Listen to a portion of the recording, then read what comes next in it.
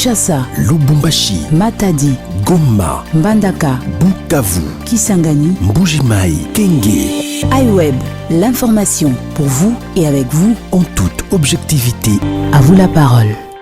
iWeb. La question sur la congolité, une proposition de Noël Tiani Mwadiamvita, ancien candidat malheureux à la présidentielle de 2018, et la proposition de loi de Daniel Mbaou sont des sujets que nous allons traiter au cours de ces top 15 avec Ludovic Kalengai, qui est coordonnateur national du programme multisectoriel de vulgarisation et de sensibilisation. Mesdames et messieurs, bienvenue dans Top 15. Bonjour Ludovic Kalengai. Bonjour. Je vais faire la présentation tout à l'heure. Je dis que vous êtes coordonnateur national du programme multisectoriel de vulgarisation et sensibilisation. C'est quoi encore cette histoire ? C'est une ONG que j'ai créée depuis 2018 qui a comme objectif principal de promouvoir les populations et les intégrer dans la mise en œuvre des solutions aux problèmes de la société.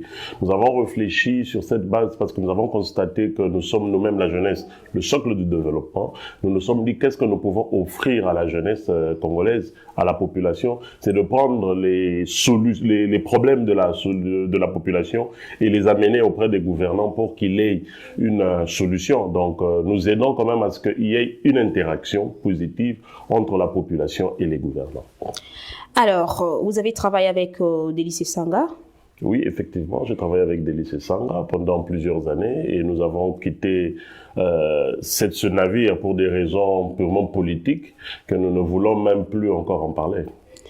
Vous avez aussi travaillé avec Emmanuel Ramazani Shadari. Je n'ai jamais travaillé avec Emmanuel Ramazani Shadari. Nous avons fait la campagne parce que le programme d'Emmanuel Ramazani Shadari, c'était le programme qui nous avait convaincus, qui nous avait persuadés. Nous l'avons accompagné pendant la campagne électorale et les élections, mais il n'a pas été élu président de la République. Nous avons assumé la responsabilité de nos actes. Et maintenant, c'est la population qui a voté pour Antoine Félix Tshilombo Tshisekedi. Nous sommes là pour accompagner la vision des gouvernants, la vision du chef de l'État, ainsi que les désirs et les désidératas de la population, bien sûr. Et vous ne trouvez pas que c'est de l'instabilité politique ? Ce n'est pas de l'instabilité politique. Au contraire, nous avons constaté que d'abord, il y a une instabilité au niveau de la nation congolaise et nous nous sommes dit de rejoindre la communauté. Pourquoi nous avons rejoint la communauté? Pour ne pas avoir une couleur politique, parce que les couleurs politiques, c'est ceux qui sont à la base de l'instabilité du pays.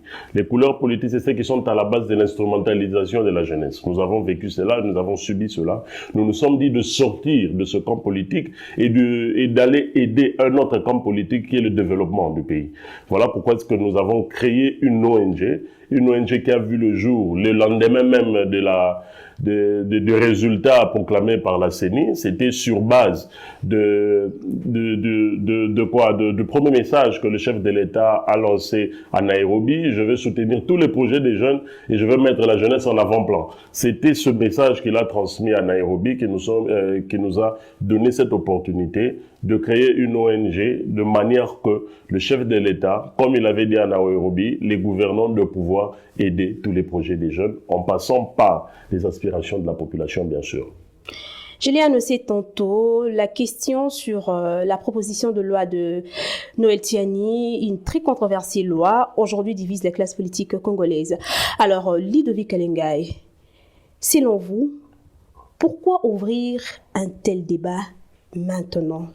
Bon, en fait, moi je dis que d'abord les intentions peuvent être bonnes, la démarche peut être bonne, sauf que les raisons évoquées pour ce problème de loi qui est un verrouillage des postes de souveraineté, moi je pense que les raisons ne sont pas fondées, les raisons ne sont pas valables, les raisons sont vraiment ambiguës. Je donne un exemple simple, on parle plus des raisons d'infiltration, mais je ne pense pas que c'est un chef de l'État qui n'a pas un des parents peut-être congolais qui va favoriser l'infiltration. Non, l'infiltration peut venir de partout, à travers la population, à travers l'un des membres du gouvernement, les députés par exemple, ou à travers un chef d'État qui est purement congolais d'origine. Moi, je pense que les raisons qui pouvaient être évoquées, c'est peut-être réveiller les valeurs ancestrales et les valeurs coutumières, les valeurs Yabako Kunabiso, comme je pouvais dire en République démocratique du Congo, pour qu'il y ait un contact spirituel pour aider les pays à avancer. Peut-être ceux qui ne savent pas, la spiritualité ancestrale existe et Bako Kunabiso peuvent être contents et bénir celui-là qui est chef de l'État ayant des racines purement congolaise. Mais moi, je me dis que si c'est pour des raisons d'infiltration, franchement, cette loi aura beaucoup de problèmes et a déjà des problèmes. Moi, je proposerai simplement à la commission qui va étudier cette loi qu'on voie où est-ce qu'il y aura amendement, qu'est-ce que l'on pourra faire. Parce que, vous avez compris, c'est surtout le camp de Moïse Katumbi qui a créé beaucoup de polémiques pour une seule raison. Tout le monde sait que c'est Moïse Katumbi qui a des ambitions à être candidat président de la République. Et c'est Moïse Katumbi qui a une nationalité douteuse de par son père. Et on a vite compris que la cible, c'était lui. Quand on propose une loi, il y a une cible. Quand on propose une loi, soit la cible, c'est la population, un groupe d'individus ou bien un individu. Donc, moi, je pense qu'on doit s'assumer et nous savons tous que cette loi n'est pas simplement un verrouillage pour Moïse Katumbi, mais c'est pour toutes les personnes qui ont une nationalité douteuse. Mais avoir une nationalité douteuse, moi je ne crois pas que c'est ça l'obstacle du développement du pays. Non, le développement du pays, il faudrait qu'il y ait une bonne interaction, une interaction positive entre la population et les gouvernants. Et je pense qu'en ce moment, les lois qui doivent être proposées doivent être des lois qui vont dans le sens d'impliquer la jeunesse dans le processus de développement, des lois qui doivent aider la jeunesse à se développer, parce que la jeunesse c'est le socle du développement, mais pas une loi polémique, parce que là on perd le temps. C'est tout le monde qui parle de la congolité, verrouillage de la souveraineté et tout, pendant que le pays n'avance pas. Nous avons besoin d'avancer, nous avons besoin que les lois puissent être proposées, que ce soit des lois qui vont impliquer le compte de la jeunesse. Qu'est-ce que la jeunesse gagne dans ça? Parce que la jeunesse compte 85% ou déjà 75% de la majorité de la population. Moi, je pense qu'on doit se pencher sur les besoins fondamentaux de la population et le mettre comme proposition de loi. Parce que je ne crois pas, et avec les études qui ont été faites, je ne pense pas que verrouiller les postes de souveraineté est la solution au problème. Non, la solution au problème viendra des problèmes du pays. Les problèmes du pays, pour connaître le problème du pays, il faudrait une étude ethnologique, anthropologique, sociologique, connaître réellement le problème de la population et l'apporter comme une loi pour avoir une solution. Alors, je vous prends au mot. Vous avez dit quelque part que il faudrait réveiller nos valeurs ancestrales. Ouais. Vous faisiez allusion à quoi lorsque vous parlez de valeurs ancestrales? Quand je parle de valeurs ancestrales, nous avons constaté que nous avions été aliénés parce qu'avec l'ingérence des États extérieurs, nous sommes en train d'emprunter une culture occidentale ou étrangère. Mais nous devons revenir à notre authenticité, les valeurs coutumières, les valeurs du Congo. Parce qu'on dit qu'un peuple sans culture est un peuple qui va déjà à mourir. Nous devons donner la valeur à notre culture. Et je pense que la raison qui pourrait être fondée, c'est de réveiller cette culture qui a été endormie. Aujourd'hui, je donne un exemple simple. Plusieurs personnes veulent imiter, par exemple, ce qui se fait dans d'autres pays, oubliant leur culture. Et c'est ce qui est à la base de la dégradation. Donc, la naissance déjà d'un individu à un lieu, a une culture. Et il doit s'adapter à cette culture pour évoluer. On peut compléter une culture, mais pas en étouffant la culture congolaise, africaine, pour en prêter une culture occidentale ou étrangère. C'est ce qui est vraiment à la base de notre société en ce moment. Entrons dans le débat de fond. Ouais. Ludovic Kalingai, ouais. Quels sont les côtés non prometteurs ou débiles de cette loi? Mais d'abord, je dis qu'il n'y a aucune garantie qui prouve qu'aujourd'hui, si on verrouille le poste de souveraineté, nous avons un Congolais de père et de mère qu'il y aura des solutions dans ces pays. Voilà même au moment où nous parlons. Les besoins fondamentaux de la population n'est pas répondu, mais nous avons un président de père et de mère, mais les besoins ne sont pas encore répondus. Pourquoi? Parce qu'il n'y a pas d'interaction positive entre la population et les gouvernants. Le problème de la population n'est pas tellement connu. Il faudrait faire une étude simple. Je vais vous dire l'origine d'abord de la création de mon ONG, c'était sur base d'une étude. J'ai fait une étude et on a compris, parce que notre ONG a commencé par un projet. Un projet, c'était un projet de planning familial, pour Botarabouania qu'on appelle la planification familiale. On a dit que la non-information sur la planification planification familiale, le fait non pas de cette information, c'est ce qui est à la base du taux élevé de mortalité des enfants, c'est qui est à la base de la malnutrition, c'est qui est à la base de la pauvreté, c'est qui est à la base du banditisme des enfants de la rue. Nous nous sommes dit, si nous enseignons à cette population d'avoir des enfants sur base de nos revenus sociaux, on n'interdit pas d'avoir 5 enfants ou 6, non, mais avoir des enfants sur base de nos revenus sociaux, moi je pense que ça sera la solution à ce problème. C'est pour cela que j'ai dit qu'il n'y a aucune garantie qui prouve que verrouiller les postes de souveraineté à un Congolais de père et de mère est le socle du développement en République démocratique du Congo. Il faudrait très bien chercher le problème et résoudre les problèmes. Quand on veut trouver une solution, on doit connaître le problème, d'où provient le problème pour en trouver une solution. Voilà. Embrassons le deuxième sujet, donc on va parler présentement de la proposition de loi fixant le frais de la dot, une proposition venant de la part de l'honorable Daniel Mbao. Alors Ludovic, je lis quelque part, vous avez dit que l'on soigne une maladie en connaissant l'agent causal. Ouais. Est-ce que, en ce qui concerne la dot, quelle est la maladie dont vous faites allusion? Mais en fait, j'ai suivi bien l'intention de Daniel Mbao, l'honorable, que je respecte beaucoup. Il a dit qu'il a constaté qu'il y a des abus. Mais d'où proviennent ces abus? Donc, les abus proviennent de quelque part. Donc, quand on parle d'abus, c'est que ça provient quelque part. On doit se trouver la solution du problème de l'agent causal de ces abus pour qu'on puisse trouver une solution. Moi, je pense que la loi de Daniel Mbao sur la fixation de la date est en train de violer la liberté individuelle d'un être humain qui doit observer sa fiancée peut-être pendant 3 ans. En quoi cette Je donne un exemple. Moi, je dois observer une fiancée peut-être pendant 2 ans, mais on m'interdit de faire 2 ans, on me cale, on me donne un temps précis de 6 mois renouvelable une fois. D'abord, ça viole ma liberté. Donc, l'observation est une liberté individuelle. Et encore, ça viole même les besoins fondamentaux du peuple congolais. Le peuple congolais a besoin de travail d'abord, afin de subvenir aux besoins du mariage. Je vais encore à l'encontre. Vous savez que l'article 369 de ce même code pénal, quand il y a conflit coutumier, c'est la coutume de la femme qui est en application. Voilà. Quand il y a viol de cette coutume, le mari fixe à 500, la femme non. Automatiquement, c'est l'application de la femme. Nous devons trouver à connaître le problème. C'est quoi le problème? Pourquoi il y a abus? Je pense que pourquoi il y a abus, c'est parce qu'il y a plusieurs problèmes. Le problème comportemental, le problème au niveau de la pauvreté, par exemple, l'instabilité sociale. Les autres personnes se disent de fixer la dot à $2000 parce qu'ils veulent peut-être faire le commerce. Ils disent que non, la femme est un bien pour le commerce et tout. Nous devons résoudre ce problème-là. Nous ne devons pas aller à violer cela. Et je suis d'abord très consterné. Pourquoi? Parce que l'honorable Daniel Mbao devrait d'abord consulter l'autorité coutumière qui est reconnue même à la Constitution. Il devrait faire cette étude-là. Pourquoi il y a abus? Poser les questions.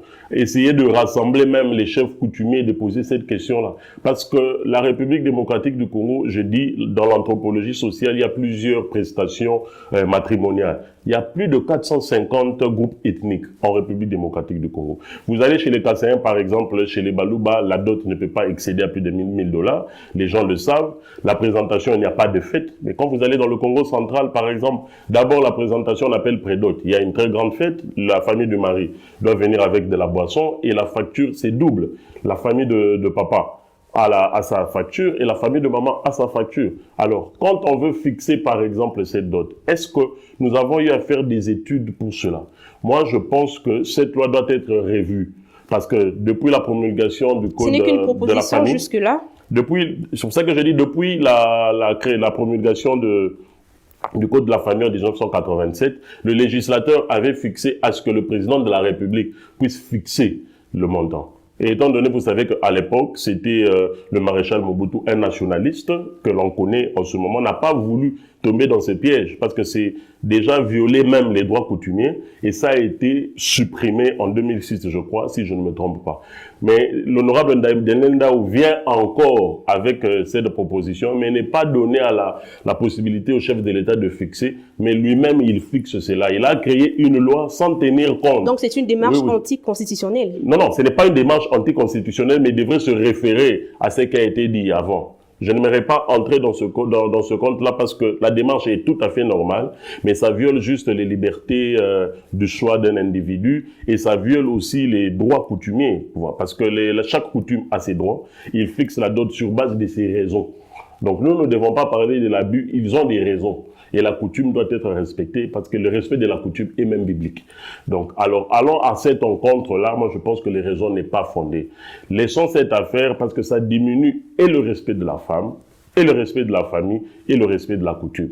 Moi, je pense que cette loi doit être étudiée au niveau de la commission de l'Assemblée nationale, de faire des études ethnologiques pour connaître d'abord le problème des abus, qu'est-ce qui est à la base de cela pour trouver des solutions. Et en ce moment, les lois qui doivent être proposées, comme j'insiste, ne doivent pas être des lois populistes qui vont faire du bruit dans des réseaux sociaux et qui ne vont pas aider la population. Ni la proposition de loi de Noé Tiani, ni la proposition de Daniel Mba. Mais non, ça, ce sont des lois populistes, je vous dis, parce que ça crée débat quand c'est le populisme, en fait.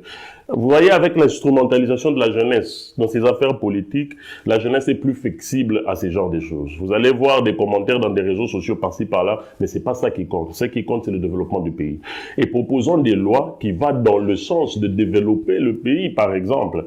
Des lois qui peuvent fixer, par exemple, le taux des produits de première nécessité, par exemple, réduire cela. Essayez de voir un peu des choses qui vont dans ce sens-là. Pas dans le sens de satisfaire, par exemple, une église de ce coin ou bien un groupe d'individus qui habitent, par exemple, Kindele. Pourquoi? Parce que eux ont compris que la dot est chère. Non. Il s'agit de la République. Il faudrait faire vraiment des études approfondies pour ça.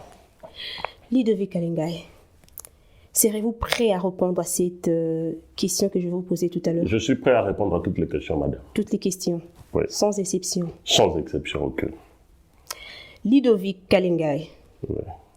Aujourd'hui, pourriez-vous féliciter le président de la République pour avoir donné l'impulsion et respecté la séparation de pouvoir, gage d'un état de droit? Je félicite le président de la République parce qu'il a une volonté politique et ça se voit. Mais moi, j'appelle plus la population à travailler en interaction avec les gouvernants. C'est nous qui allons aider aussi les chefs de l'État. Ce n'est pas lui qui va tout faire. Il a des bonnes intentions que nous avons vues. Il a cette volonté politique. C'est ce qui est plus important maintenant à 100%. Et c'est à nous maintenant, la population, de savoir qu'est-ce qu'il faut faire pour le pays, qu'est-ce qu'il faut donner au pays. Si la population donne au pays quelque chose, je vous dis que la République démocratique du Congo sera l'Allemagne de l'Afrique, comme l'a dit le chef de l'État. Hier, il y a une actualité qui domine. ACAJ soupçonne Joseph Kabila, Kabange et ses ministres d'enrichissement illicite. Alors, la plus grande question à se poser, en dépit de ces immunités de Joseph Kabila, mais il y a aussi une loi portant statut et avantages aux anciens chefs de l'État qui protègent ces derniers. Concernant la procédure, est-ce que ces derniers sera-t-il jusqu'où intouchables? Mais d'abord, moi, je vous informe que dans ceux qui ont voté cette loi-là, c'était les opposants de l'époque qui sont aujourd'hui au pouvoir. Ils ont voté cette loi pour une seule raison, donnant cette position aux présidents, aux anciens présidents. Je pense que si Kabila voit ça, il va laisser le pouvoir. Parce que Kabila, là, il avait rendu l'opposition malade. On ne savait plus quoi faire. Donc, il fallait tout arranger pour que Kabila laisse quand même le pouvoir. Donc, c'est à cette même loi-là, eux-mêmes qui sont là au pouvoir, le Sénat et l'Assemblée nationale, de trouver une solution. Mais j'aimerais un peu insister au problème d'ACAJ. Pourquoi est-ce que cette structure des droits de l'homme ne voit que les gens du FCC? Il y a une malversation avec un ministre de l'UDPS au Covid-19. Nous-mêmes, nous avons fait ces investigations, nous avons vu cela. Nous attendons maintenant que la justice fasse son travail. Il y a eu malversation, il y a eu ce qu'on appelle, la rétrocommission, au fait, au niveau du ministère de l'économie, d'un ministre de l'UDPS. Moi, je pense que si on veut vraiment résoudre le problème de l'état de droit en République démocratique du Congo, l'état de droit est applicable à tous et à tout le monde, pas à un camp politique. Et là, la solution pour ces pays, ce n'est pas la chasse aux sorciers. Qu'est-ce que l'on peut faire maintenant? C'est quoi la solution maintenant? Moi, je ne me suis jamais dit que retourner en arrière, faire la chasse aux sorcières est une solution. Là, moi, je décourage totalement. En cas, je dois se dire maintenant, qu'est-ce qu'il faut faire maintenant? Comment est-ce qu'il faut aider les pays? Cette structure ne doit pas être là que pour dénoncer les mal par rapport à leurs propres intentions. Non, nous devons aider la population, nous devons aider les chefs de l'État. Les chefs de l'État n'ont pas besoin qu'on puisse lui dire tel a volé. Non, les chefs de l'État veulent travailler. C'est pour cela que le chef de l'État est allé même plus loin. Il est le numéro 1 de l'Union africaine. Il faudrait même une consolidation fraternelle entre les États africains, par-ci, par-là. Parce que je vous rappelle que le PMVS, la structure que je coordonne, avait proposé depuis 5 mois la consolidation fraternelle entre la RDC et le Rwanda. Et aujourd'hui, nous avons tiré gain de cause. Moi, je pense que ce sont des choses qu'il faut avancer. Je suis étonnée de voir un ancien opposant comme ça soutenir le pouvoir en place. J'ai bien répondu à votre question. Ce n'est pas que je soutiens le pouvoir en place. J'ai reconnu la volonté politique du chef de l'État et je demande à la population d'accompagner cette volonté politique pour qu'il y ait développement dans le pays. Je suis obligée je n'aimerais pas que vous puissiez déformer mon langage, s'il vous plaît. Je suis obligée de me séparer de vous pour aujourd'hui. Ludovic Kalengai, votre dernier mot. Je vous dis d'abord merci. C'est la première fois que je passe à ce média, très intéressant. J'appelle toujours la jeunesse congolaise à être le socle du développement. Je vous remercie. Merci. Merci. Fin de ces magazines, je vous remercie de nous avoir suivis. Au revoir. Merci pour votre aimable attention. À très bientôt pour un prochain numéro de Top 15. iWeb.